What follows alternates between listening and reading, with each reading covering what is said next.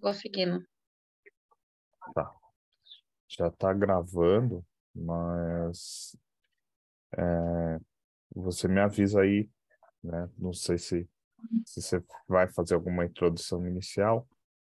Ah, sim. Bom, eu coloquei aqui no grupo, né? As meninas, só a Ivani e a Lídia falaram alguma coisa e só elas entraram. Adelaide e a Ivani. Eu acho que as meninas não vão. Ninguém falou mais nada. Bom, esse é o terceiro encontro, né, do Núcleo da Mulher Empreendedora, né? Como já falei, eu faço parte do BNI, que é o Business Internet Network, e os membros do BNI, que são especialistas em seu nicho, eles estão disponibilizando a sua expertise, seu conhecimento para mentorar as manas, né, as mulheres que estão no início da trajetória empreendedora ou que já têm um negócio. E hoje nosso mentor é o Anderson Oliveira, ele é coach financeiro, especialista, também que tem aqui um especialista em educação financeira, ele faz palestras, treinamentos, workshops, e a consultoria em educação financeira e membro do BNI e também atual coordenador de educação. Espero que hoje a mentoria seja bem bacana. Hoje a gente vai falar sobre economia, controle de gastos, aplicações de investimentos e o planejamento. Obrigada, Anderson, pela sua disponibilidade, o conhecimento que você está passando aqui para a gente, que é muito importante, muito rico. A ideia é gravar para que outras manas possam assistir, né? A gente optou pelo formato online justamente porque houveram outras participantes que não puderam, né? Não poderiam Uhum, participar presencialmente porque a gente conseguiu inscrições de manas até de outros municípios, né? uhum. E é isso, gratidão, espero que seja bastante proveitoso, tenho certeza que sim, né? Porque o Anderson é realmente um profissional incrível e vai estar aqui passando para a gente toda essa expertise para, acredito, tanto para os negócios quanto para a nossa vida. Gratidão, pode ir com você, Anderson. Muito obrigada. Obrigado, Midian. Obrigado, é um prazer estar aqui, poder falar com vocês hoje, né? Vamos falar um pouquinho aqui. O tema da nossa palestra, né, é mentoria financeira, né? E eu resolvi aqui trazer um conteúdo onde a gente fala um pouquinho, né, de economia, né, brevemente, né, dos cenários, do cenário econômico atual, né? Vamos falar um pouquinho também de finanças pessoais, o que eu entendo que é importante a gente sempre estar trabalhando, sempre estar cuidando para conseguir desenvolver, né, cuidar, né, melhor das nossas finanças e passando também aqui um ponto de vista baseado sobre investimento, que investimento não é nenhuma loucura que nem é montada por muitos aí. É algo simples, né? É possível para qualquer pessoa, não precisa ter muito dinheiro para ter investimento, basta começar, né? Mesmo com pouco, você já começa a ter resultado ao longo do tempo, né? E falando também um pouquinho sobre a parte das finanças empresariais, né? O que que eu entendo que é importante a gente pensar dentro de um negócio, né, para que ele possa fluir, né, e você possa ter êxito, é, principalmente na parte que cabe aí a mim, né, a parte de finanças. Então, deixa eu abrir aqui, compartilhar.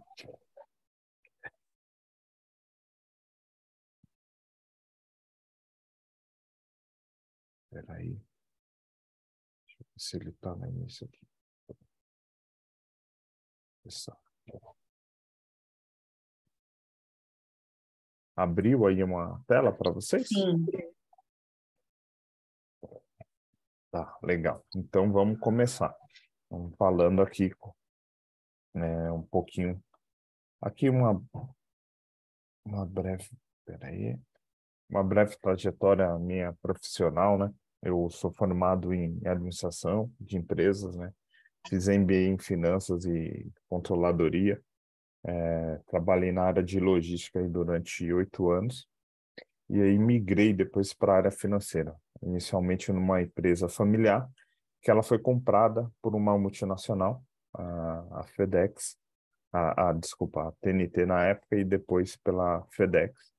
Então, ao longo de praticamente quase 9 anos dentro da empresa, eu pude vivenciar ali, dentro do departamento financeiro corporativo, diversas mudanças e processos de fusão e aquisição, que é sempre um processo complexo, onde você começa a ter que unificar as empresas quando junta ali o pessoal e todos os processos.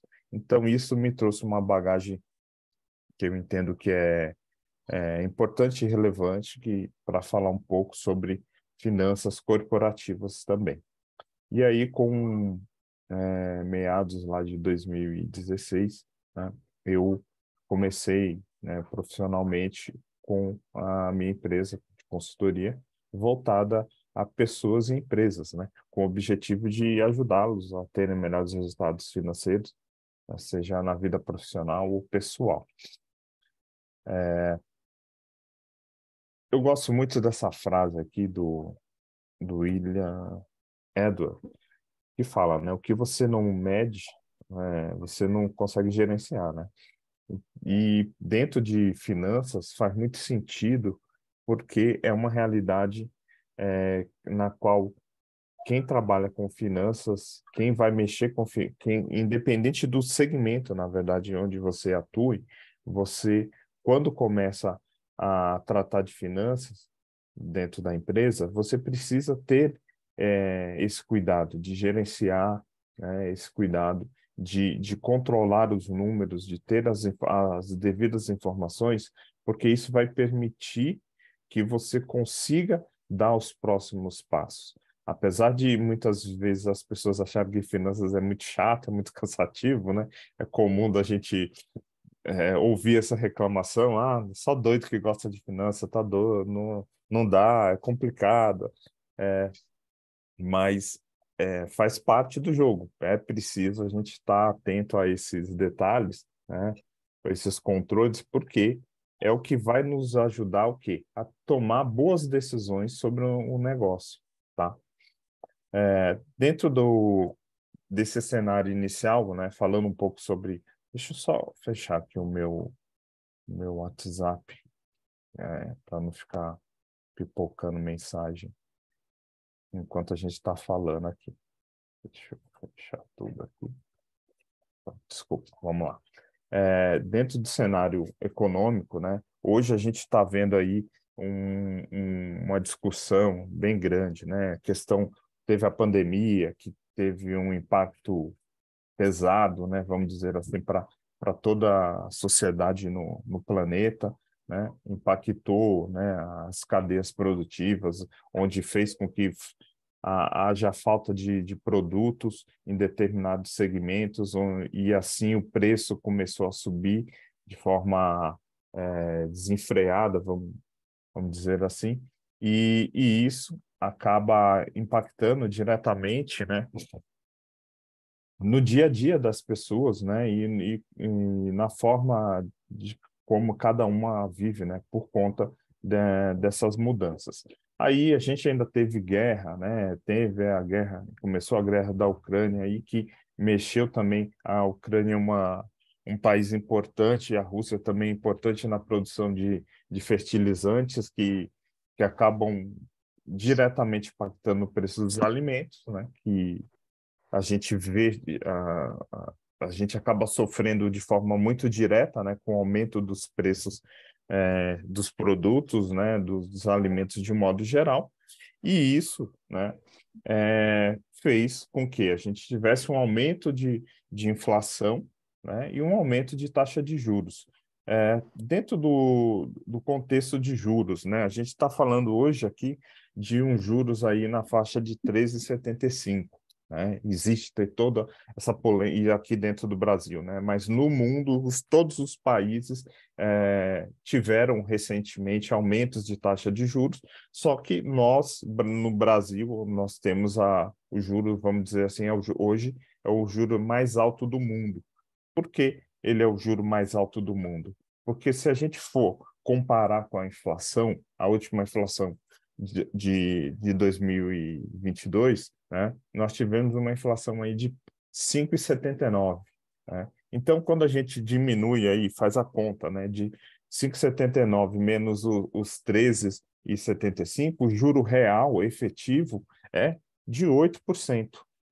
E só para ter uma ideia, nós somos o país com o juro mais alto e o nosso juro é o dobro do segundo lugar.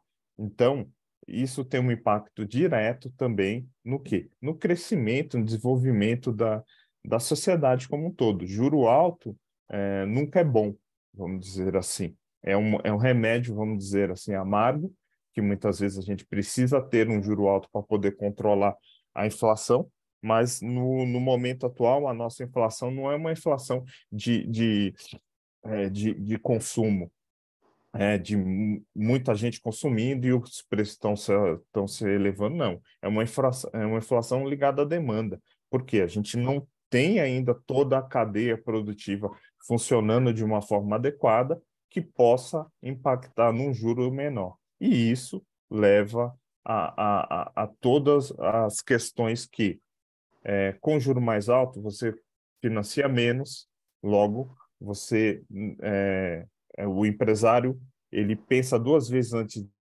ir, porque se ele precisa tomar crédito, o custo do crédito está alto, as famílias pensa duas vezes em caso se vai comprar um imóvel por conta da taxa de juros, né, por conta desse financiamento que precisa ser feito, né? Então, o impacto do juro acaba sendo muito pesado para a sociedade, né? E faz com que a economia fique mais retraída, né? Então, a gente percebe hoje um cenário econômico que não está travado, não anda, né? A gente não está conseguindo é, fazer com que a economia volte a movimentar, a gente volte a crescer e todos esses impactos de juro e inflação, né, que pesa muito, né, acaba sendo prejudicial a todos nós, tá? Então, era um pouco aqui do cenário econômico que eu queria passar para vocês, só para vocês terem uma ideia. Se vocês tiverem aqui dúvidas, também fiquem à vontade para perguntar, que a ideia, como a ideia a iniciativa da mídia e das Manas Pretas é uma mentoria, o foco é a gente falar aqui, né? E quando surge dúvida, a gente conseguir responder também.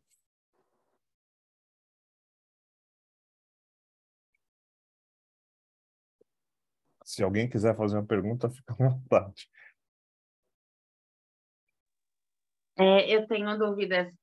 Uma vez na faculdade, né, a gente ali também fiz administração. Aí a gente tem aquela parte técnica de view, né, uma técnica, um formato. Tem que estudar o mercado antes de iniciar um projeto, né? Na educação financeira, o que que a gente precisa saber antes para iniciar uma empresa? Tá. Eu vou falar um pouco mais sobre esse ponto, né, que vai fazer uma conexão, tá?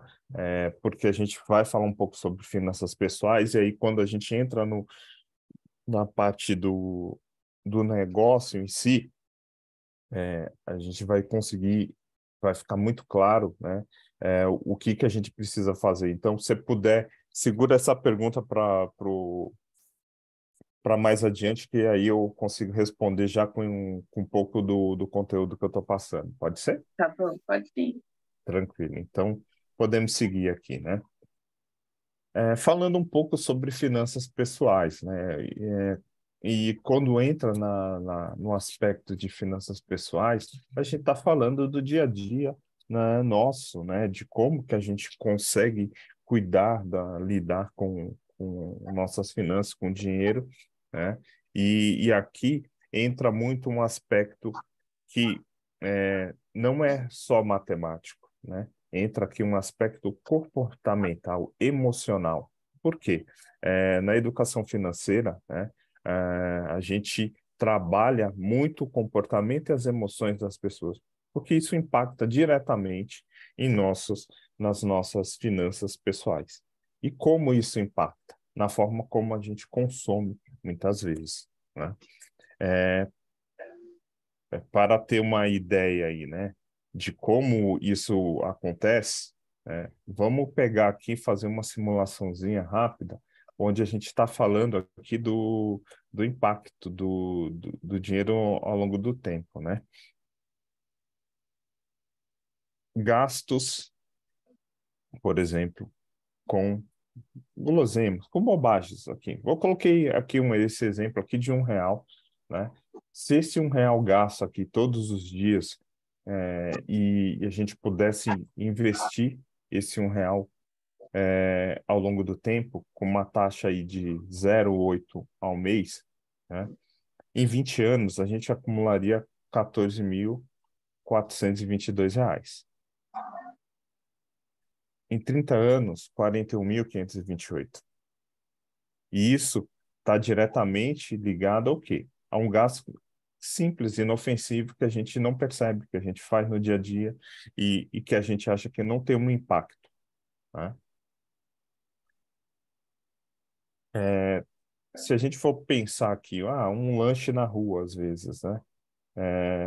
Um gasto médio aí de R$ 4 ao dia durante 30 dias, se a gente, em vez de colocar esse mesmo valor investido, em 20 anos a gente teria 86.535 e em 30 anos 249.169. Aqui a gente percebe, né, qual que é a força, né, dos juros compostos, que são juros sobre juros, né? É assim, a gente está fazendo investimento mensal ali, começou com R$ 4, né? Esse 4 ali acumulado com juros vai tornando uma pequena bola de neve. A coisa vai crescendo, vai crescendo, vai crescendo, e quando a gente mal percebe, né, se tornou algo gigantesco. Aqui, a gente está falando de formas de economia, né, de um gasto diário aí, que a gente faz de uma forma desenfreada, o quanto isso pode impactar ao longo do tempo, né? Se a gente for pensar numa pizza, né, a pizza aí por final de semana, a gente está falando de 4 finais de semana no mês, né? R$ 200 aí, basicamente, ao longo do tempo, em 20 anos, 144.226 e em 30 anos, 415.282. Tá? Isso aqui mostra um pouco, né, da força, né, do impacto que a gente... Opa, desculpa, gente. Bati aqui, fechou tudo. Peraí.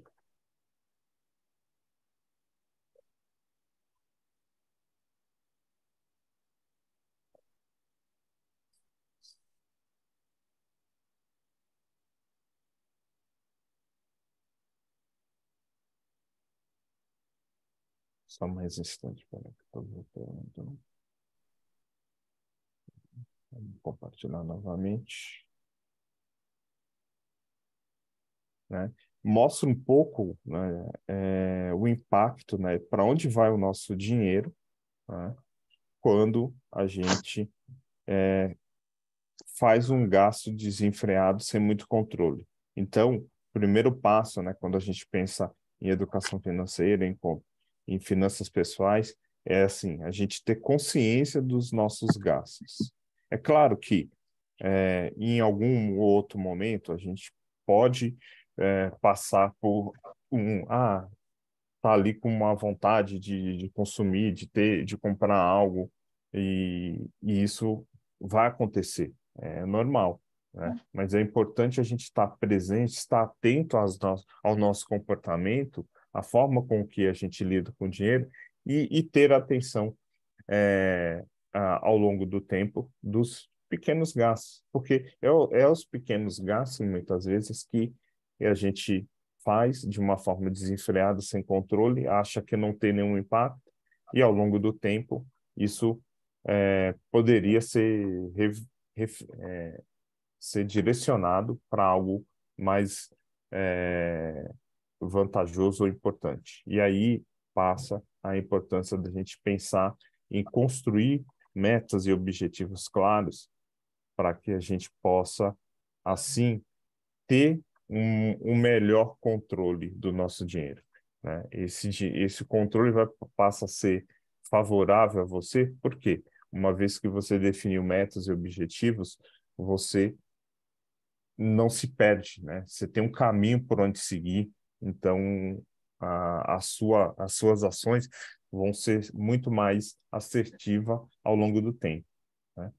E, e o que que significa, né, a gente fazer, né, gastos de forma desenfreada, com pequenas despesas muitas vezes, né? O impacto disso, né, na nossa vida se reflete diretamente quando a gente para pensar um pouco na aposentadoria, né? Da nossa situação dos aposentados que a gente tem hoje, né? Hoje, basicamente, a gente tem aí 46% dos aposentados depende de ajuda da família. 28% depende de caridade, de ajuda de um vizinho, de um amigo, para poder sobreviver. 25% é obrigado a continuar trabalhando, mesmo depois de aposentado, para conseguir se manter, né? E apenas 1%, né, tem independência financeira. E, e se a gente para pensar e começa a olhar com cuidado a forma descontrolada ou indiscriminada, às vezes, que a gente tem com pequenos gastos, com o dia a dia nosso, né? Isso diretamente impacta em quanto a gente pode conseguir acumular de recursos, por exemplo, para construir a aposentadoria.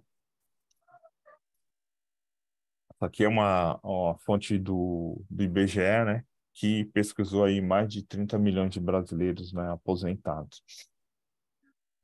E, e quais são os caminhos possíveis, né, que a gente pode ter para construir uma aposentadoria, quando a gente está pensando aqui no dia a dia das finanças pessoais, né? Primeiro, né, a gente entender o nosso perfil financeiro, né? Entender para onde seguir o dinheiro, literalmente. Perceber aonde que a gente gasta mais, com que a gente gasta mais e avaliar se os gastos que a gente está fazendo são gastos que vão nos ajudar a, a, a, a ter um crescimento, um desenvolvimento, ou se são gastos mais corriqueiros e banais, né? E isso vai fazer com que a gente possa sempre nos perceber e aí entender aonde eu vou direcionar melhor os recursos que eu tenho. Entender, né, quais são as despesas que muitas vezes eu posso eliminar e ali já começar a fazer um pequeno aporte para minha aposentadoria, para minha previdência pessoal, né? A gente sabe aí que hoje a gente tem a previdência social, a cada reforma que acontece, né, os recursos acabam é, ficando menores, né, o tempo de contribuição aumenta, né, a barreira, vamos dizer assim, a barreira de entrada da aposentadoria fica maior e eu acredito que no futuro, basicamente, todo mundo que tiver a necessidade de uma aposentadoria pública, né, basicamente vai estar recebendo um salário mínimo como referência. Hoje a gente tem um teto aí que está próximo de R$ 7.000, né? Se a gente for parar para pensar, uma pessoa que está trabalhando, né, está na iniciativa privada, por exemplo, e ele tem uma renda, um salário aí na faixa de 15, R$ 20.000, por exemplo, se ele vai aposentar, ele vai sair de 20 para 7. Se ele pegar o teto, né? Pensando em todas as condições favoráveis, ele vai pegar na faixa de 7 mil e poucos reais. Então, quer dizer, ele já tem uma queda muito alta da renda dele só nessa pequena transição. Então, é importante a gente se conscientizar que cada vez mais a gente precisa dedicar uma pequena parcela ali dos nossos recursos. E como a gente vai encontrar isso? Fazendo a eliminação, né, de despesas que não estão fazendo sentido na sua vida. Possivelmente você vai olhar e vai encontrar alguma coisa que não está fazendo sentido na sua vida, que você pode direcionar, por exemplo, para a construção da sua aposentadoria. E isso você, eu sou favorável ao quê? Que a gente precisa de cada vez mais ter autonomia, né? E uma das formas da gente ter autonomia é começar a tomar as rédeas desse tipo de controle, que é a nossa aposentadoria.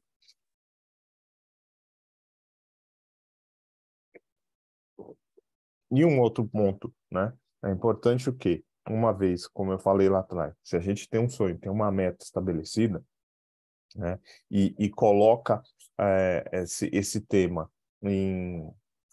como uma prioridade para a minha vida, fica muito mais fácil eu não perder o rumo, porque eu tenho um norte, eu tenho uma direção, então o caminho que eu vou seguir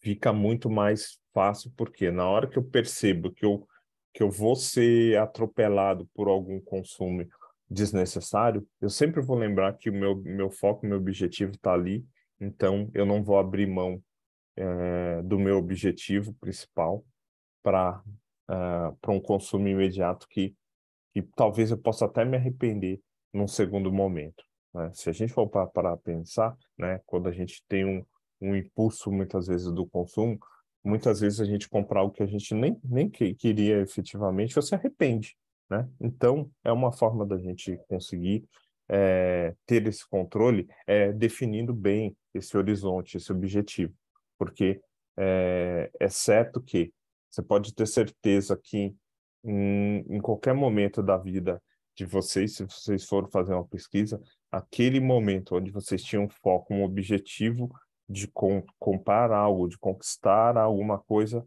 é, foi muito. Você estava focado e direcionado, então você não deixava ser atropelada pelas bobagens que iam aparecendo ao longo da caminhada. Isso é algo que provavelmente muitos vivenciam ou puderam vivenciar ou vão conseguir vivenciar pensando com essa proposta, tá bom? Gente, dúvidas até aqui, perguntas, fique à vontade, vamos lá, eu quero vocês perguntando também. Eu nunca tinha pensado na aposentadoria. Eu tenho 26. Pois é, e você está num caminho que é muito favorável, porque você tem tempo, entendeu? E o aporte inicial que você vai fazer é muito menor, né, do que uma pessoa que já tem um pouco mais de idade e nunca pensou em fazer essa construção. Então, é, você tem um tempo, o bônus do tempo aí que te ajuda, e hoje, eu não coloquei aqui nessa apresentação, mas eu posso falar um pouco mais adiante sobre um novo produto que tem no mercado, que ele vem com o objetivo exatamente desse, de você guardar recursos para a sua aposentadoria.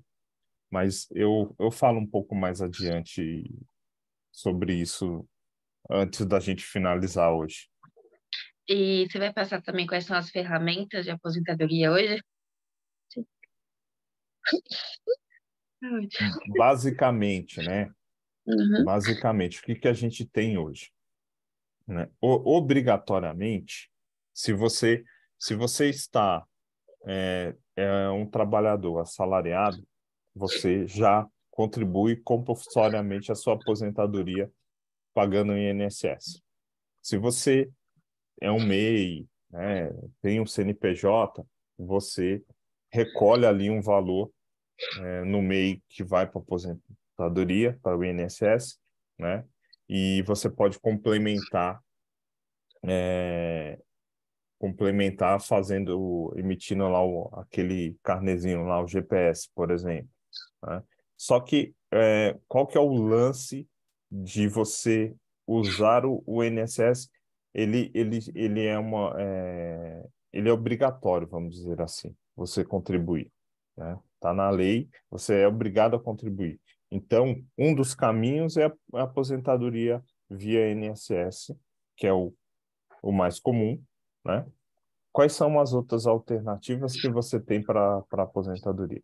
Aí você tem de previdência, planos de previdência privada, que você encontra aos montes aí nos bancos, mas aí eu já dou a seguinte informação: os planos que são oferecidos dentro dos bancos são péssimos em relação a outras opções de planos de previdência que tem fora dos bancos.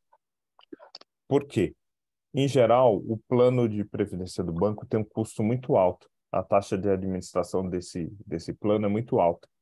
E isso impacta diretamente no quanto que você pode acumular de recurso ao longo do tempo, porque você deixou parte desse recurso na taxa de administração que você está pagando.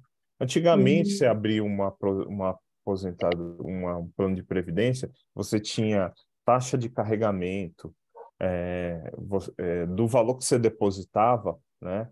Vamos supor, você depositou 100, 98 ia para a tua aposentadoria e 2 ficava como taxa de carregamento. Tinha uma série de taxas. Com a abertura do mercado, né, o surgimento das corretoras digitais, dos bancos digitais, começou a ter uma concorrência maior, né, sobre esses produtos, e aí também melhorou a questão do custo de aquisição, né, desses planos. Então, você tem plano de aposentadoria, de previdência via banco e tem plano de previdência via seguradoras.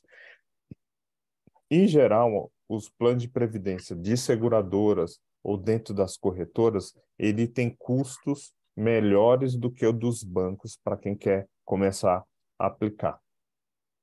A outra alternativa é, a previdência privada, né, é você utilizar agora a ferramenta que é o Tesouro Renda Mais.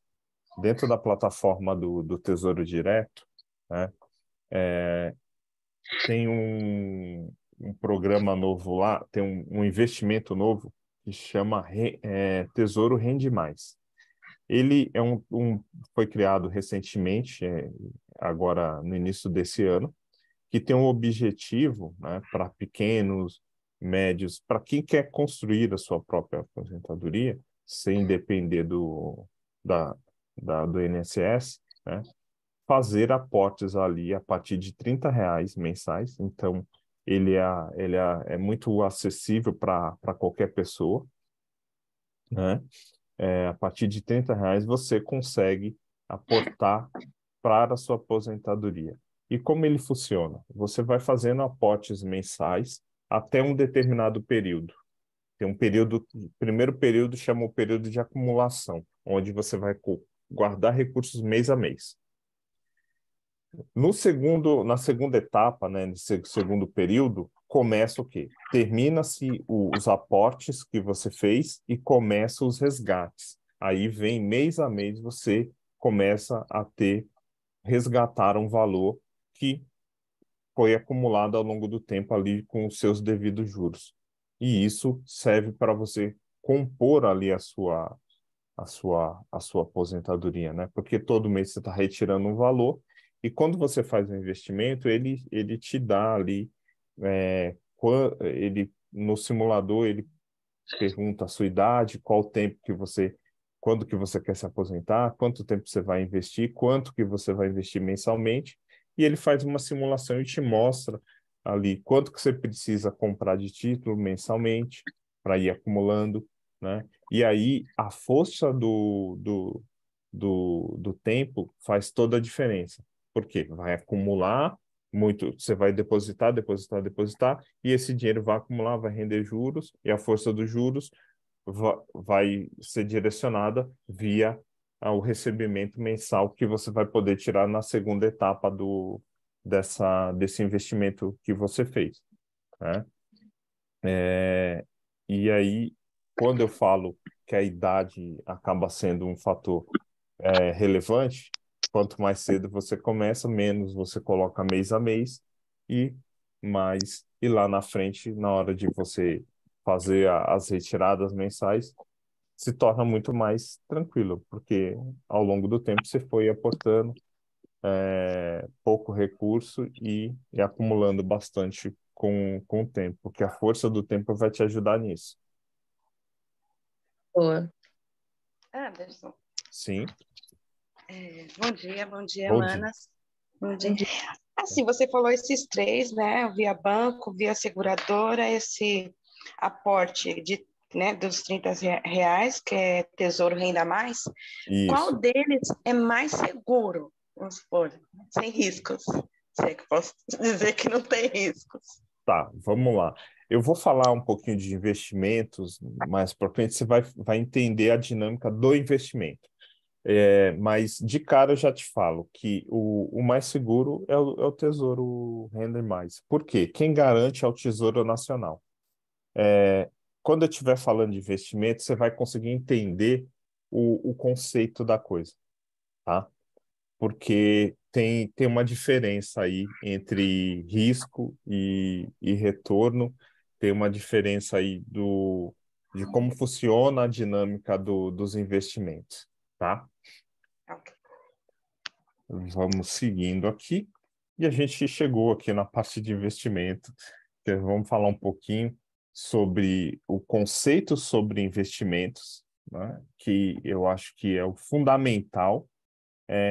Esse conteúdo, né, quando eu gosto de expor, porque ele vai de contrapartida, vamos dizer assim, do que a gente escuta no dia a dia nas propagandas, dos especialistas, muitos especialistas em investimentos falando que investimento é algo difícil, complicado, né? Já começa pelo seguinte fato, né? Quando a gente fala de investimento, normalmente aparece um cara de terno, todo engomadinho, ou o gerente do banco, né, de terno, lá todo bonitinho, e falando, né, aí começa a falar sopa de letras, mas o CDI, a Selic, os CDBs, isso tudo, dessa forma, é muito complicado, muitas vezes, você conseguir entender essa sopa de letras e entender sobre investimento. Mas é muito simples, na verdade. Por quê? Entenda o seguinte, entenda o conceito. Aqui, a gente está falando do sujeito aqui com dinheiro disponível, ele tem algum recurso disponível, e quais os caminhos que ele tem hoje para poder investir. Ele pode investir diretamente no banco, diretamente no banco. Deixa eu ver se eu consigo selecionar aqui uma opção.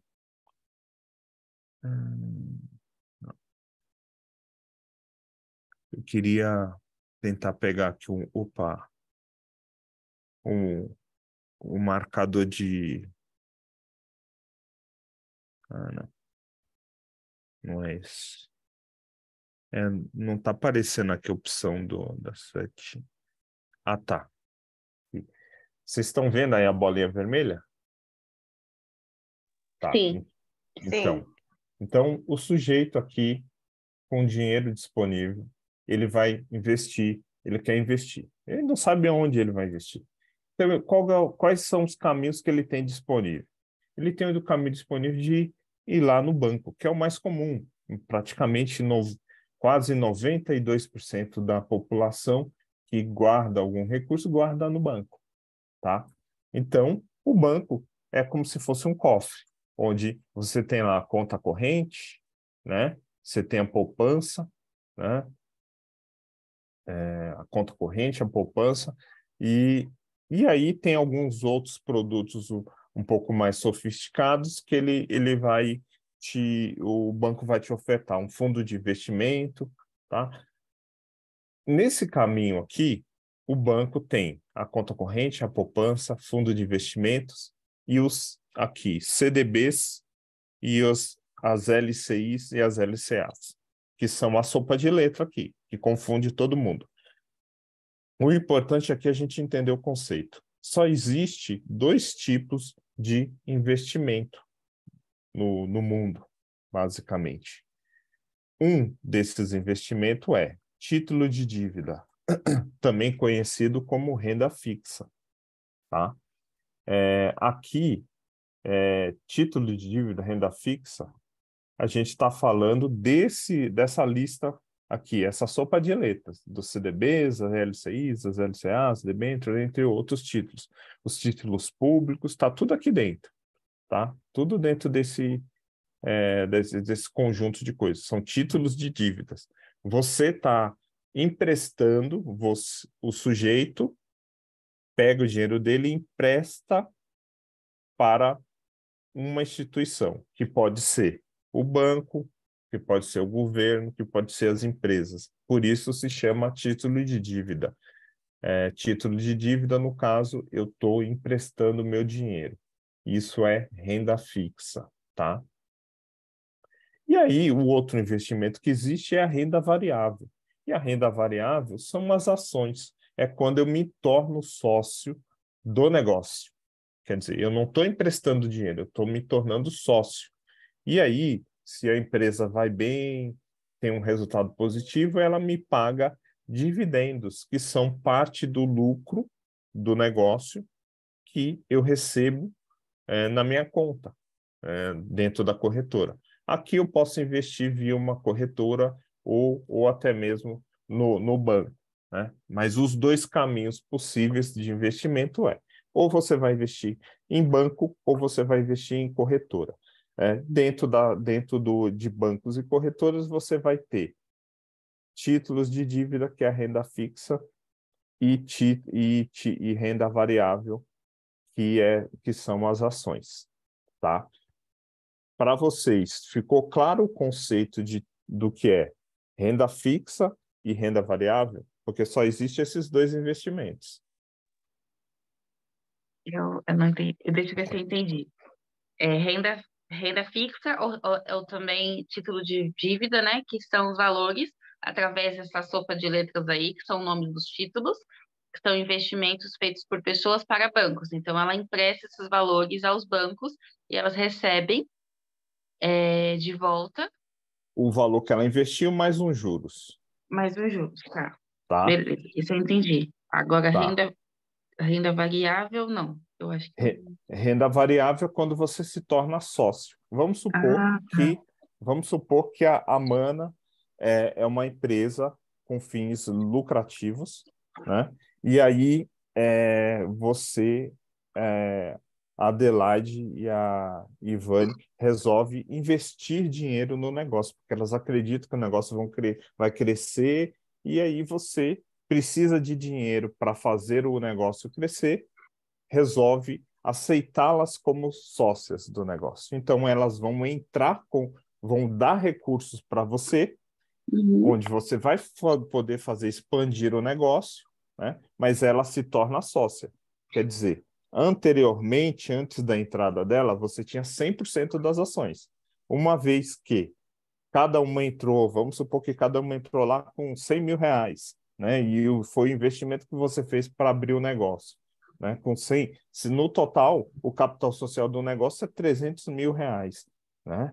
E aí cada uma tem 33% das ações dessa empresa, a empresa Manas, entendeu? Então, quando eu invisto em ações, eu estou me tornando sócio. Quando eu invisto em título de dívida, eu estou emprestando dinheiro a uma taxa de juros que pode ser combinada na hora que eu estou entrando, ou pode ser pré ou pós-fixada, né? Na qual eu vou receber o dinheiro que eu emprestei, mais os juros disso, numa data futura combinada, entendeu? Ah, Então, legal. essa é a grande diferença entre ações, né, e títulos de dívida, que é a renda fixa. Quando eu falo de título de dívida, eu estou falando renda fixa. Lembre, você sempre vai ouvir essa palavra, renda fixa, renda fixa, renda fixa. Eu estou emprestando dinheiro para alguém, renda fixa. Ações, Legal. eu estou me tornando sócio de alguém. Então, quando eu compro uma ação do Banco do Brasil, compro uma ação da Vale do Rio Doce, da Petrobras, do Itaú, do Bradesco, eu estou me tornando sócio do banco. E a empresa dando lucro, eu recebo um dividendo, que é um pedaço do lucro, né? Não sei se vocês ouviram no noticiário que o ano passado a Petrobras ela distribuiu aí o maior dividendo da história dela para os acionistas. Não sei se vocês chegaram a pegar essa informação no noticiário. E aí, o que eles fizeram? Praticamente eles distribuiu todo o lucro do negócio para os acionistas. Só que todo o lucro do negócio, você não pode distribuir 100% do lucro do negócio para o acionista. Por quê? Você tem que pensar que o negócio continua girando e se você quer crescer, expandir o negócio, você tem que pegar parte desse lucro e reinvestir no próprio negócio, tá? Então, quando a gente ouve falar que a Petrobras pega o dinheiro e dá tudo de lucro para os acionistas, ela não está reinvestindo no negócio. Então, isso é ruim para o negócio, porque vamos pensar que tem entrada de novas tecnologias, de conceitos novos que ela poderia pegar parte desse dinheiro e reinvestir para melhorar a eficiência do negócio. E ela não estava fazendo isso quando ela distribuía 100% do lucro para os acionistas. Só que se dava bem aos acionistas, entendeu? E aí, Ficou claro. no caso, uma empresa quebra, ela pode quebrar agindo Vamos, assim? vamos pensar o seguinte, que ela pode, ao longo do tempo, né, ela quebrar por quê? Ela não está reinvestindo parte do lucro dela, ela não tá desenvolvendo novos produtos. O exemplo da Petrobras é um exemplo muito bom. Por quê? Petrobras é uma empresa de petróleo, de petróleo, uma petroleira. A gente sabe que o petróleo ele é uma matéria-prima finita, ele vai acabar. Um dia não vai ter mais petróleo no mundo. Se a Petrobras não reinveste em novas tecnologias para se tornar uma empresa de energia, por exemplo, uma empresa que gera novas energias, elas concorda que daqui a alguns anos ela vai acabar mesmo? Porque se ela só fica mexendo com petróleo e não pensa no futuro dela, ela não se torna mais perene. Então, é um risco que o negócio tem. E uma vez que você não investe parte do seu lucro, reinveste na empresa, você pode ser engolido por um concorrente. Porque o concorrente está lá reinvestindo, criando novas soluções, e aí chega um dado momento o valor da ação vai caindo, porque a empresa não está reinvestindo, e aí, consequentemente, a empresa pode quebrar ou ser comprada por alguma outra empresa, porque ela não se tornou competitiva ao longo do tempo para disputar o mercado, entendeu? Então, é sempre saudável a gente pensar que no negócio a gente precisa. Quando eu falar de negócio, a gente vai falar de empresa, de negócio, a gente vai falar um pouco mais, mas é sempre importante que a gente separe parte do lucro, a gente distribua para o acionista, parte do lucro a gente usa para reinvestir no negócio e parte do lucro a gente também construa uma reserva para períodos vamos dizer assim, de baixa, né? Como o mercado está mais complicado, os custos se elevam, né? Vamos pensar o seguinte: empresa que não tinha reserva quando estourou a pandemia quebrou. Empresa que tinha alguma reserva, ela conseguiu navegar um pouco mais de tempo, né? Sem guardar as devidas proporções, sem quebrar às vezes, tá? Mas para que vocês possam fixar, entenda esse conceito. Título de dívida é renda fixa.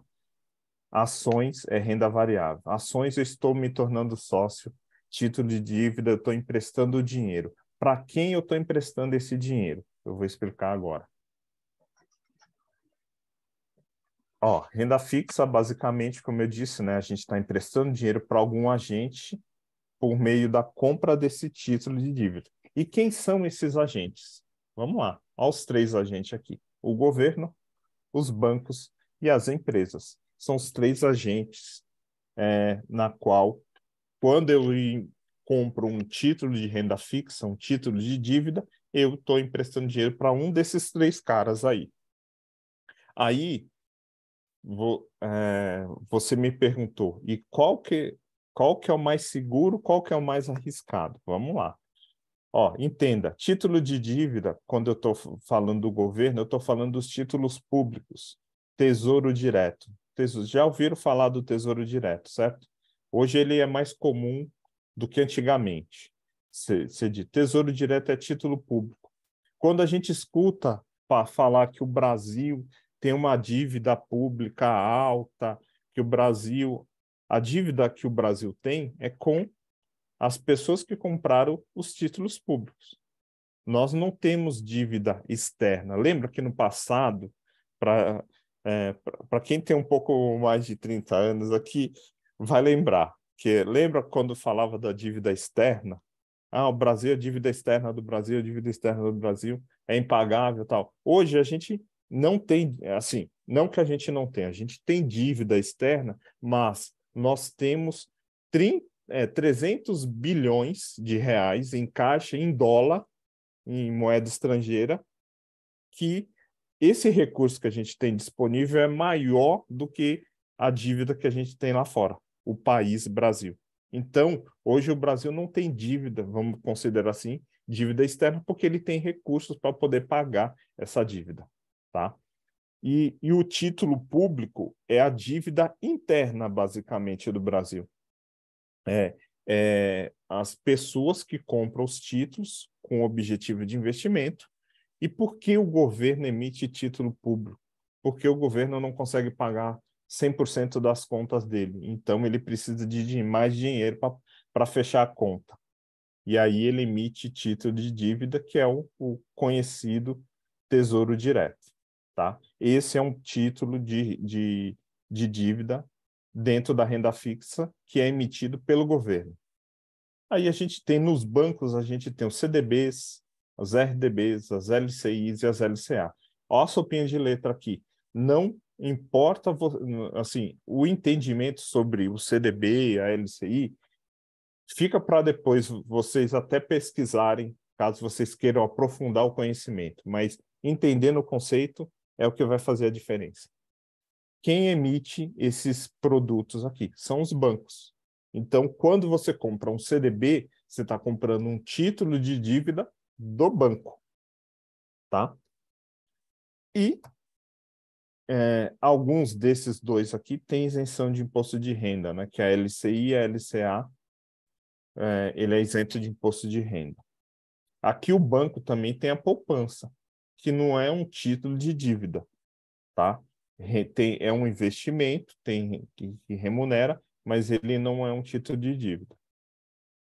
E as empresas emitem debentures, que é um título de dívida de empresas. Elas também emitem os CRAs e os CRIs. Também tem isenção de imposto de renda, né? E a gente tem aqui um outro tipo de investimento emitido por empresa, que é o peer-to-peer, que é um investimento onde você faz uma compra direta entre você e a empresa, essa troca de título, tá? É uma operação mais pessoal, direta, que envolve um pouco mais de risco também, porque você tem que confiar muito na credibilidade da empresa para poder investir. Aqui, como eu disse, né, o CRI e o CRA, quanto a LCI e LCA, são isentas de imposto de renda. Isso foi criado alguns anos atrás, se eu não me engano, na transição do primeiro para o segundo governo Lula, de dar isenção desses investimentos no imposto de renda. Claro que ele rende um pouco menos do que um CDB, comparadamente. porque ele é isento de imposto de renda. Num CDB, você paga imposto de renda. Numa debênture, você paga imposto de renda. Num título público, você paga imposto de renda. Mas mesmo pagando imposto de renda, ao longo do tempo, ele rende mais do que a poupança, tá? Só em algumas exceções aqui que a debênture você não paga imposto de renda porque são empresas ligadas à infraestrutura. Por exemplo, o aeroporto de Guarulhos, ele emite título de dívida, uma debênture. Só que ele emite uma debênture que é isenta de imposto de renda. Por quê? Ele é um aeroporto e ele está ligado à infraestrutura do país. Então, existe a isenção do imposto de renda. Então, entenda aqui que renda fixa, você está comprando, você está emprestando dinheiro ou para o governo, ou para os bancos, ou para as empresas. Entendeu esse conceito? É o que vai. Você entende mais de investimento do que o gerente do teu banco. Você pode ter certeza disso. O detalhe de cada um desses produtos, aí, caso vocês queiram se aprofundar mais, joga no Google, você vai entender o que significa especificamente o detalhe desse produto. Mas o importante é entender o conceito, porque só o conceito já te dá anos-luz na frente de muita gente sobre investimento. Dando sequência. E aí a outra opção, né? A gente falou de renda fixa, agora está falando de renda variável. Na renda variável é quando você se torna sócio de uma empresa, comprando a ação. Você passa a ser dono de uma parcela da empresa também, né? E aí existe dois tipos de ações, basicamente. A ação ordinária, a ON, e a ação preferencial, a PN. A ordinária, a ON, te dá direito a voto. Claro que quem tem mais ações tem mais peso na hora de votar, mas o mesmo direito que uma pessoa que tem ON, você também tem o direito ao voto. Então, vocês votam de forma igual. A diferença é que o peso do voto pode ser maior ou menor, dependendo da quantidade de ação que você tem, tá? Na preferencial, o foco é o quê? É o recebimento do dividendo. Lembra que eu falei do dividendo, que é o lucro da empresa, né? Que parte do lucro é bom você reinvestir, só que parte desse lucro vem para o acionista, como um bônus, pelo resultado da empresa ter ido bem. Então, esse recurso, né, do dividendo, você pode pegar o dinheiro e jogar para sua conta ou reinvestir comprando mais ações, por exemplo, que também é uma forma interessante de construção de poupança, pensando em empresas que pagam bons dividendos ao longo do tempo. E quem são as empresas que pagam bons dividendos ao longo do tempo? Empresa de energia, de saneamento, bancos, empresa que produz matéria-prima, como a Gerdau, por exemplo, é uma empresa muito... Por quê? A matéria-prima dela é usada, a Gerdau produz aço, né? Aquelas barras de ferro para construção. Onde tem construção, tem ali, e ela é líder de mercado, né? Tem a Uzi Minas também, que é uma siderúrgica, né? Então, são empresas que o produto dela, em qualquer canto do mundo, as pessoas precisam comprar. As empresas vão comprar. Então, são empresas que pagam bons dividendos ao longo do tempo. E aí é possível construir também uma porção da sua aposentadoria em empresas, em comprando ações de boas empresas pagadoras de dividendos. Que aí, quando esse dividendo entra, você reinveste o dividendo, então você vai fazendo o efeito bola de neve também. Reinvestindo, comprando mais ações da mesma empresa, e ela vai pagando mais, daqui a pouco esse dividendo se torna um complemento da tua renda, porque chega num volume que talvez todo mês, quando a empresa pagar, né, ou a cada momento que a empresa pagar, você possa já depois de acumular uma boa quantidade de ações, usar isso como recurso próprio para o dia a dia da tua aposentadoria. E por último, né, as units, que é a união de duas ações, de ação PN e de ação ON, né? São poucas as empresas que têm units na Bolsa de Valores aqui do Brasil. Uma delas é o Santander, mas é a união de mais de uma ação, ON-PN. Mas, em geral, o comum é ações ON e ações PN. Tem diferença qual que é melhor, qual que é pior? Não. Depende do teu objetivo. Se você quer receber dividendo, a PN é sempre a melhor opção. Não que a ON não pague dividendo, ela paga, né? Mas hoje, todas as empresas que abrem um capital na Bolsa, elas já abrem como ON, não mais como PN. Ficou claro aqui o conceito do mercado de renda variável, onde você se torna sócio e você pode comprar ação da empresa, certo? E no momento que você compra as ações, isso fica acordado, né? E aí, porque quando eu pensei nas ações, eu pensei também nas escolhas que a empresa ela vai tomar, né? De volta. Então, você claro que sim. Mas aí qual que é melhor, qual que é pior? Qual que quando alguém for fazer essa escolha, tá mesmo se quem for querer vender sua empresa, né? Ou querer vender o seu negócio, qual que seria a melhor, assim, escolha para apresentar? Para quem um empreendedor, às vezes, ele tem um dinheiro, mas ele não tem conhecimento. Mas aí eu tenho conhecimento, e tenho a empresa, por exemplo. Faz sentido? Tá, você está perguntando, assim, o empreendedor tem um negócio, ele quer buscar um sócio investidor para o negócio, quer crescer o negócio dele, né? Isso. E aí, o que ele vai ter que fazer? Ele vai ter que emitir ações, certo? Emitir o quê? Como é o nome? Aí não, ele vai emitir ações da empresa, Ações, já certo? tá. Sim. Vamos supor, o capital social da empresa é X, né? Só que aqui, só para não confundir, esse é o conceito aqui das ações, é só válido para as empresas que são SA, Sociedade Anônimas, que estão listadas na Bolsa. Se ela é uma empresa ilimitada, ela não emite ações, tá? Ah, Ela pode ter sócio, mas ela não emite ações. Aqui a gente está falando de conceito de investimento, né, de entendimento sobre o investimento, que para a emissão das empresas que estão listadas em Bolsa de Valores, segue esse padrão. Tá? Agora, para um empreendedor que tem um negócio e ele quer buscar um sócio, a decisão dele é o quê? O sócio vai entrar na empresa, ele vai investir 100 mil e ele vai ter uma parcela da empresa, né? Um percentual dessa sociedade. Então, se hoje você tem uma empresa que você é sócio e você é dona dela 100%, e você precisa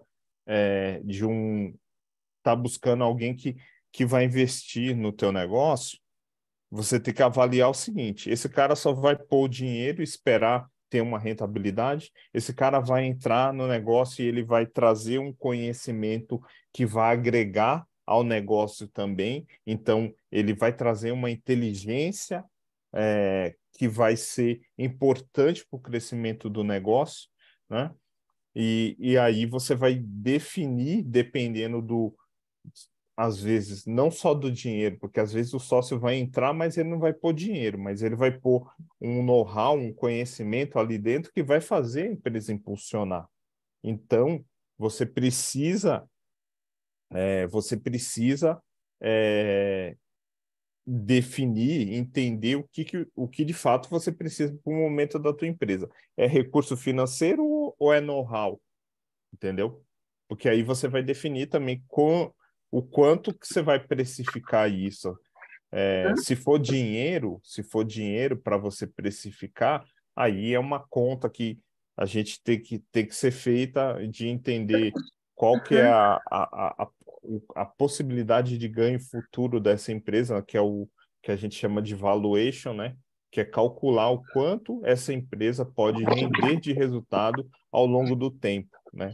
E normalmente esse cálculo é feito aí no cenário de 5, de 10, de 20 anos para poder fazer essa conta fechar, Como é que, na hora de precificar isso.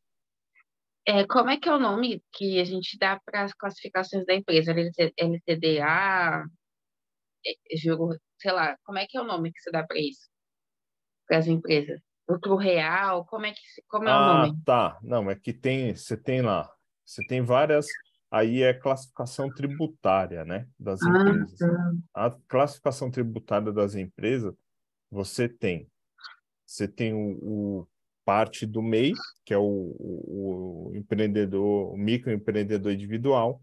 Aí depois você tem outras classificações que está dentro do Simples, né, que tem um limite de faturamento ano, que é o que eles chamam do Simples, né, uma ME, uma EPP, Eireli, está entrando uma pessoa aqui, Andréa Teixeira.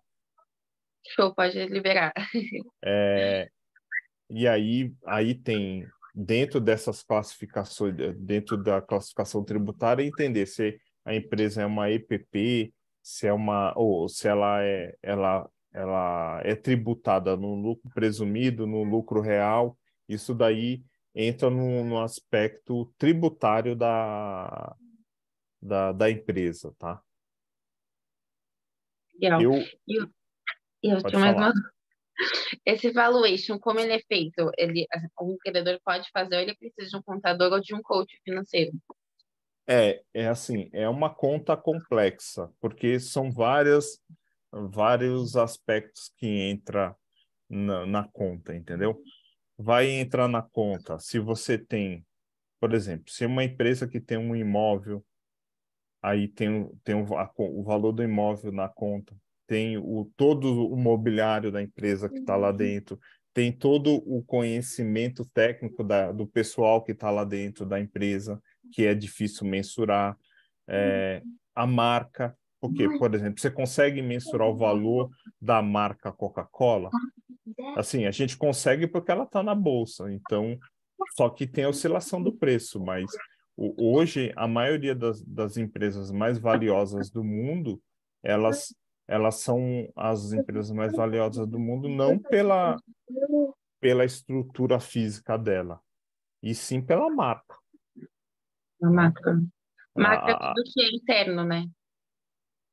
Marca é intangível, né? É difícil você fazer um cálculo. Então, você tem algumas premissas que você bota nessa conta, né? É uma conta bem complexa que vai agregando alguns questionamentos e itens a ela para chegar Ah, no preço, né? O quanto que ela fatura por mês. Então, e aí isso é projetado em anos para ver quanto que isso vai dar lá na frente.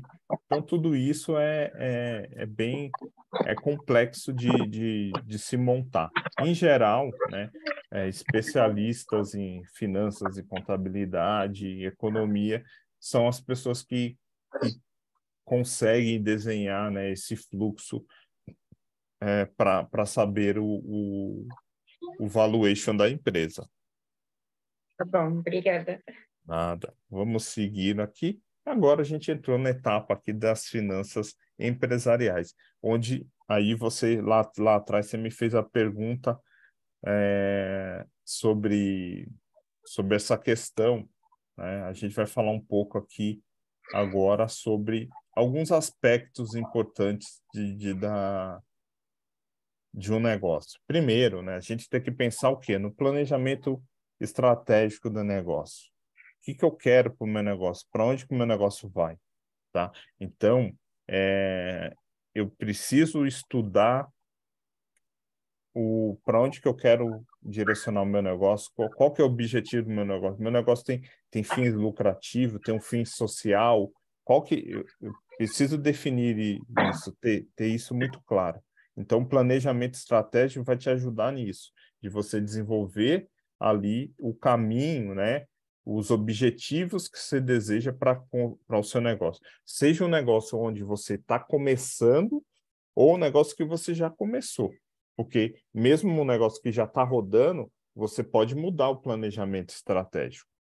Lembra que eu estou falando que eu falei da Petrobras, que é uma empresa de petróleo? Será que no planejamento estratégico de longo prazo eles já não estão pensando em se tornar uma empresa de energia renovável, por exemplo? Ele vai ter que desenvolver, criar tecnologias para capturar, conseguir chegar lá na frente como uma empresa de energia renovável e não uma empresa de pura e simples extração de petróleo, entendeu? Então, o planejamento estratégico vai te ajudar nisso, né?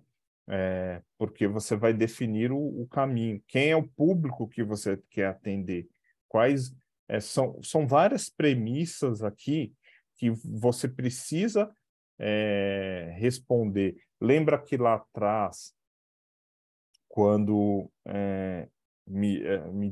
quando eu falei no momento educação sobre as perguntas que eu mandei o PDF para vocês, são perguntas que você tem que fazer para o seu cliente para saber o que você, para como você vai posicionar o seu negócio, está relacionado aqui, está relacionado ao planejamento estratégico, da gente conhecer o perfil do nosso cliente, entender o que esse meu cliente gosta, não gosta, né? Se o produto e serviço que eu vou ofertar está atendendo ele, colher fazer um alinhamento, né, de expectativa com ele na hora que se eu começo a atender um cliente novo. Primeiro, ele te comprou, né? Ele comprou lá a tua proposta de valor. E aí você precisa fazer um alinhamento estratégico para entender o que de fato ele quer, uma vez que ele te contratou. E como de fato você vai entregar a solução que você entrega que esteja alinhado a essa expectativa, entendeu? Porque tudo isso se faz necessário na hora que a gente está falando, na hora que a gente está pensando em cuidar melhor do controle, de toda a gestão financeira do negócio. Então, o primeiro passo é isso, é o planejamento estratégico. Segundo ponto importante, né, é construir o preço do produto e serviço. Como que você vai construir o preço do produto e serviço? Existem premissas e técnicas para isso, para você fazer a precificação. Não basta a gente comprar um produto. Se eu vou revender um produto já acabado, né? Eu comprei, por exemplo, uma loja de roupa. Uma loja de roupa, ela não pode comprar por 10 e vender por 20, porque ela tem uma série de custos ali dentro envolvido. Ela tem funcionário, ela tem aluguel, ela tem o pagamento do salário dos funcionários, ela tem o prolabore do sócio. São várias premissas, são várias componentes que vão compor o preço, né? Despesa, toda a parte de despesas fixas, variáveis envolvidas, né? Para compor esse preço. E aí entra o quê? Olhar o fluxo de caixa também. Uma empresa que já está rodando, uma empresa que está começando, que não começou ainda, ela não tem fluxo de caixa, mas ela pode prever, fazer uma projeção de fluxo de caixa. O que seria isso? Ela estimar quanto que ela iria vender, para quem ela baseado no quê? No planejamento estratégico que ela começou, ela sabe para quem ela vai vender. Então, quais os caminhos que ela vai utilizar? Se ela vai usar rede social, se ela vai usar o marketing digital como um todo para ajudar nesse processo e fazer essa construção.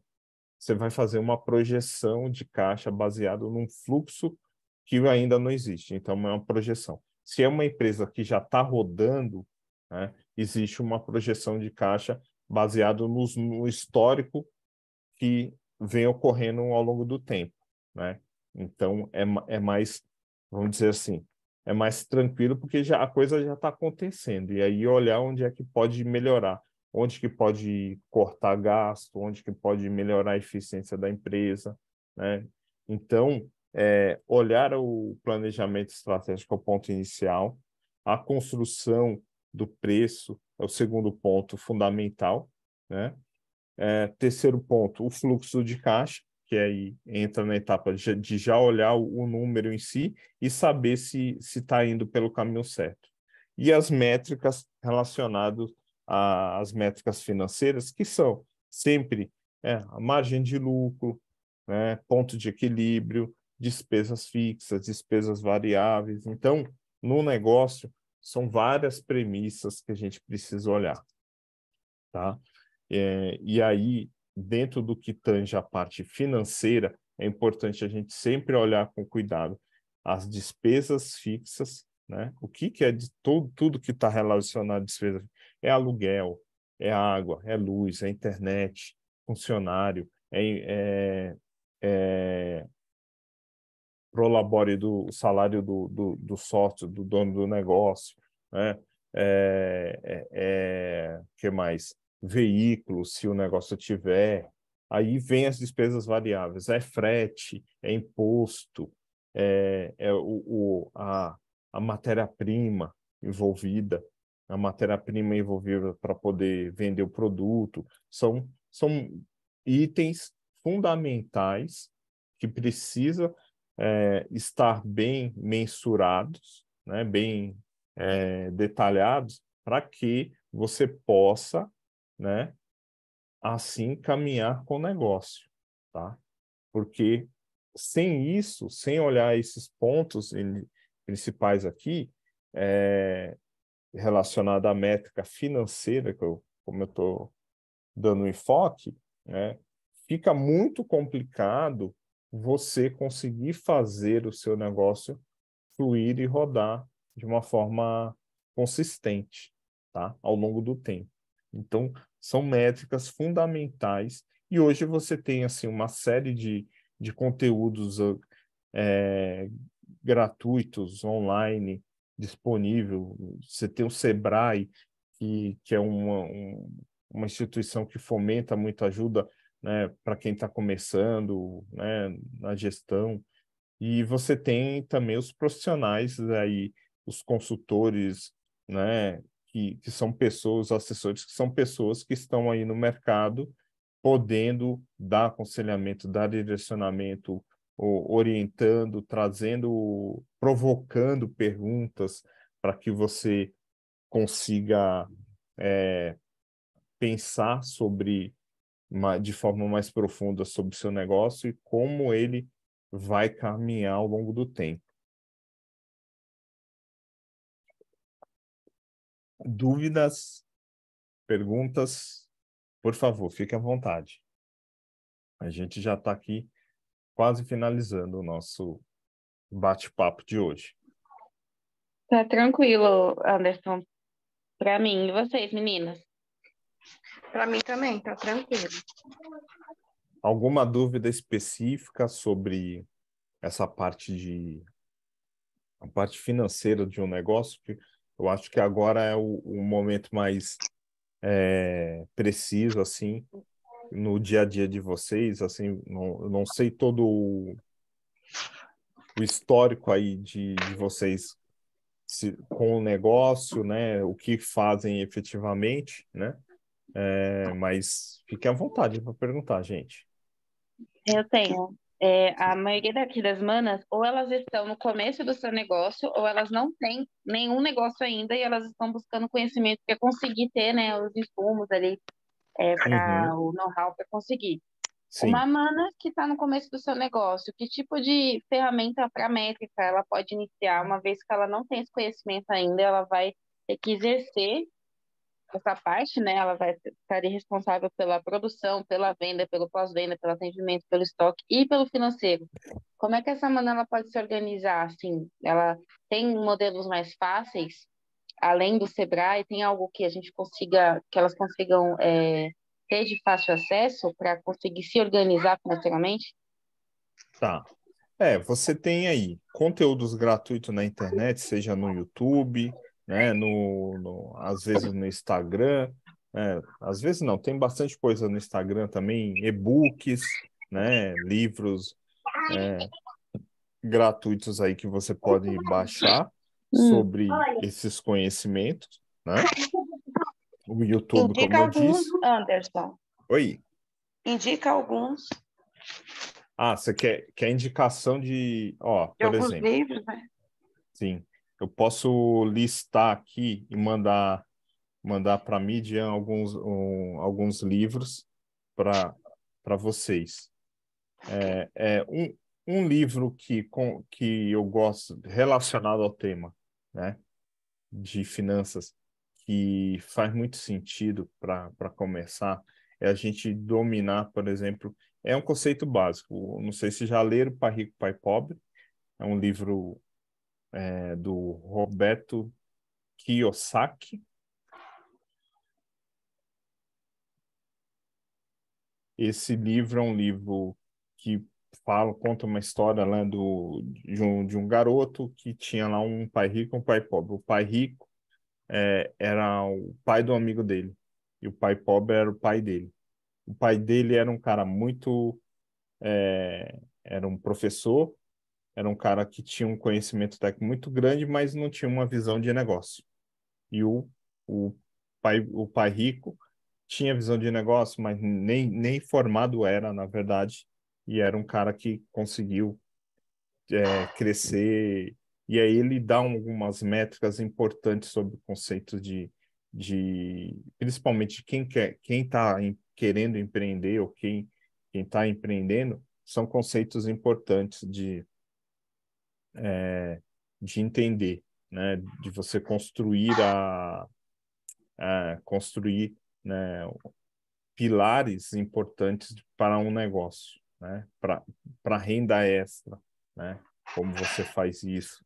Então, é um livro básico que é fácil de encontrar, tem versões gratuitas. Tem um site que chama lerlivros.love, que é um site que eles têm vários livros gratuitos que podem ser baixados. Lá você encontra esse livro do Pai Rico, Pai Pobre, né? Que mais? Segredos de uma Mente Milionária, que é do Harvey Perecker. Mas eu mando a listinha para ficar mais fácil também. Tem mais alguns aqui que de cabeça, assim, a memória não está ajudando a trazer rápido, assim. Mas são conteúdos que vão ajudar, né? Mas sempre pensando o seguinte: se você está começando um negócio do zero, tá ainda nessa criação, baseado no que na pergunta da Midian, busque conhecimento junto ao Sebrae. O Sebrae, ele traz um conteúdo para você pensar ali como que você vai montar o negócio. Você não sabe nem o que tipo de negócio, como que você vai montar. Ele tem lá um conteúdo, e ele tem um conteúdo agora digital que dá para baixar e-books e cursos online dentro da plataforma dele, e dá para se cadastrar com o CPF. Você não precisa ter o CNPJ, dá para se cadastrar lá dentro, que vai te dar um direcionamento para você que vai começar o negócio. Para você que já começou o negócio, já estudou um pouco ali do Sebrae, já viu o conteúdo, e a coisa não quer dizer assim, aquilo que o Sebrae entrega é muito básico, você já está num nível mais avançado, né? Aí vale a pena buscar conhecimento via livros, né? Ou para ter ganho de tempo, muitas vezes, com a contratação de um profissional que possa ir direcionar na temática que você precisa, né? Se é uma pessoa de marketing, de mídia, né? Você tem que buscar um cara que seja bom nisso, para poder te auxiliar, né? se é um cara de finanças, eu estou aqui à disposição, né? Se é um cara de planejamento estratégico, você também tem de planejamento estratégico e vendas, você vai ter que buscar um cara uma pessoa, né? Seja um homem ou uma mulher, um profissional que possa te atender nessa necessidade que você busca, já que você já está com um nível mais avançado. Mas para quem está em nível inicial, está começando, o Sebrae tem uma bagagem, um conteúdo gigantesco que já vai ajudar muito, né?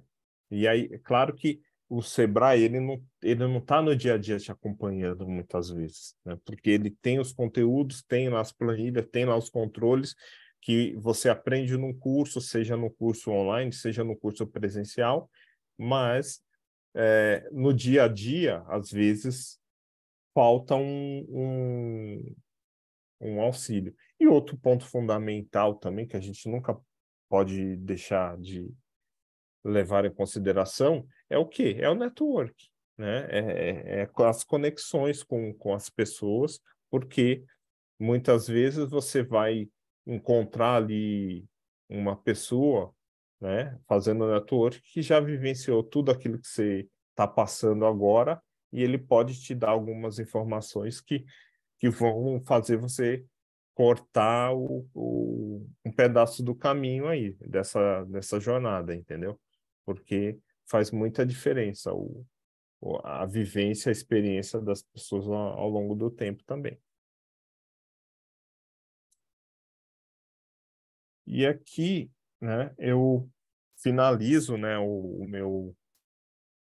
minha palestra aqui com vocês hoje, nesse bate-papo que nós tivemos, e coloco aqui hoje os meus produtos e serviços que eu tenho disponível dentro do meu negócio, né? Eu tenho uma compra planejada, que é baseado no consórcio, né? Que ajuda hoje com um custo bem mais barato do que nos bancos, né? Por conta das taxas de juros que a gente enfrenta hoje, né? É um produto que requer o quê? É uma compra planejada, não é uma coisa que resolve seu problema de hoje para amanhã. Por quê? Requer um planejamento, né? Requer pensar que se eu quero comprar, fazer aquisição, né, de um bem, né, seja um imóvel, um veículo, seja eu investir no meu negócio, né, eu preciso me planejar, ter recursos, dinheiro para conseguir pagar uma parcela, né? E dessa parcela requer um tempo ali que eu possa ser contemplado, seja no sorteio ou dando um lance, se eu tiver mais algum recurso financeiro para poder acelerar esse acesso a essa carta de crédito, né?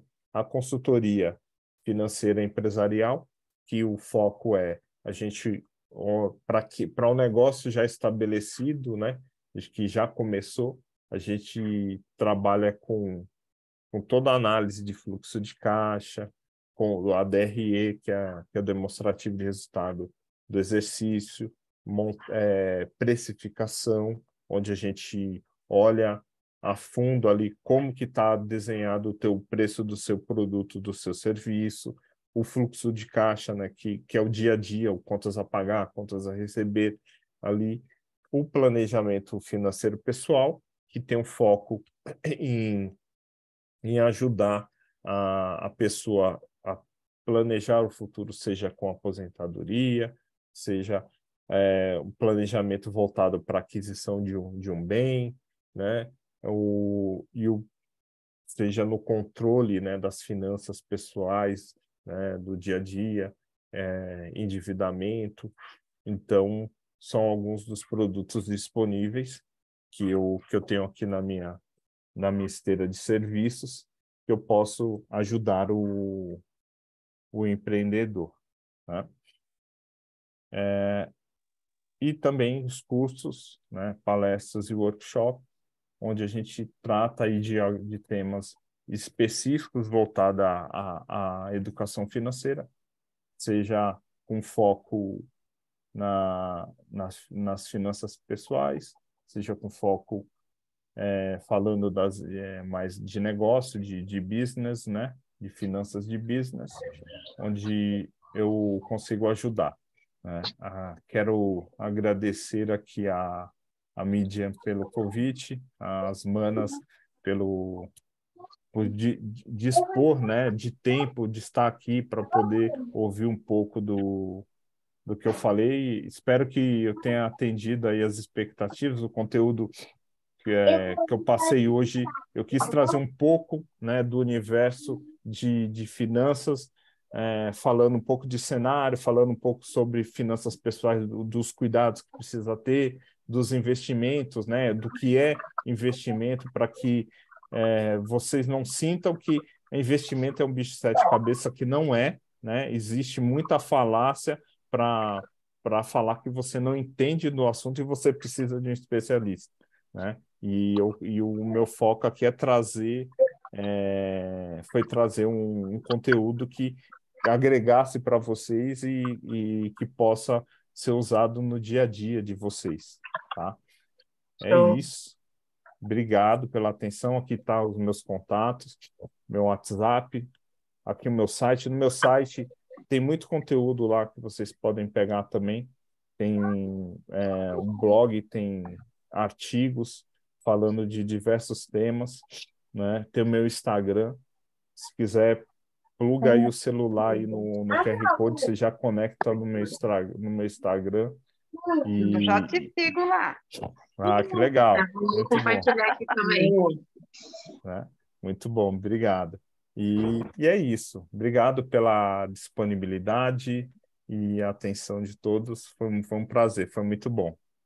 Foi muito bom também. Eu acho você é muito didático, né? A gente começa a ouvir aí fica Quer ficar atento, né? ouvindo? Fica preso nas informações, quer saber mais. E é um assunto interessante, né?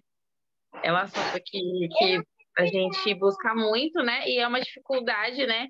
Não só para quem é empreendedor, mas para a maioria das pessoas, porque a educação financeira salva, né? É o que dá o respaldo para grandes projetos, para atuação na vida. E particularmente, assim, eu estou muito contente com o encontro de hoje, porque trouxe insights. Eu já tinha tido o saco do Anderson outras vezes nas reuniões, isso aqui. Então, ajudou bastante. Uhum. Espero que tenha sido incrível para vocês também. Anderson, você faz um print para a gente, por favor? Todo mundo diga pi. Peraí, abram as câmeras aí. Deixa eu parar aqui a gravação e eu vou tirar uma foto. Vou dar um stop. Você quer parar ali?